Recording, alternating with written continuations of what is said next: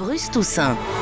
Et voici Vue du Net avec Aurélien Fleureau, bonjour. Bonjour Bruce Julie, bonjour à tous. Par qui vos données personnelles sont-elles réellement protégées ? Les différents acteurs du web jouent-ils le jeu ? Alors un palmarès vient d'être publié et distribue les bons points et les cartons jaunes. Oui, c'est le résultat d'une enquête menée chaque année depuis 2011, désormais par l'EFF, l'Electronic Frontier Foundation. C'est une ONG américaine qui défend les internautes et qui se base sur 6 critères d'évaluation.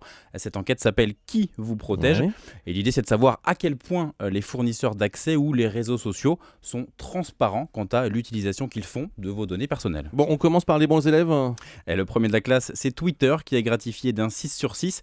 Alors le réseau social devient le champion de la confidentialité, tout simplement parce qu'il fait l'effort de prévenir au mieux ses utilisateurs d'éventuelles demandes de données privées émanant d'agences gouvernementales, d'administrations ou encore de tribunaux. En clair, Twitter ne communiquera pas vos coordonnées sans que vous soyez au courant. Et sur ce podium, on retrouve également Google ou LinkedIn, ce réseau social à but professionnel. Pour simplifier, c'est là où vous mettez en ligne votre CV et que vous créez un réseau de contacts.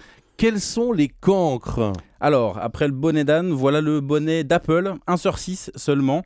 Pas terrible non plus du côté de Yahoo ou Amazon ou même encore de Facebook qui ne récolte qu'un 3 sur 6. Mais c'est vraiment Apple qui est montré du doigt dans cette enquête. On sait évidemment que nos smartphones, tablettes ou ordinateurs sont remplis de données personnelles.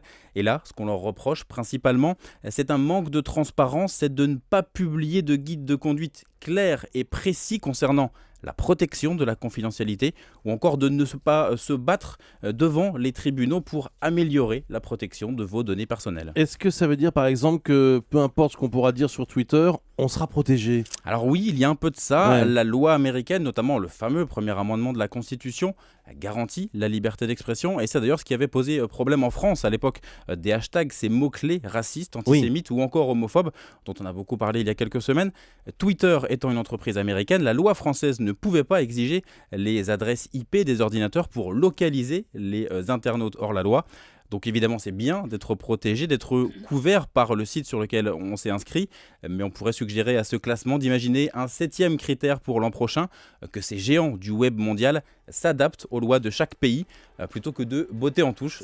C'est ce qu'ils font pour l'instant. Oui, c'est une bonne idée, effectivement, et en tout cas, ça fait réfléchir. La protection de nos données personnelles sur Internet, c'est vraiment une question cruciale, et on retient tout de même qu'il y a des cancres, des bonnets d'âne, comme vous l'avez dit. Merci beaucoup, Aurélien Fleureau.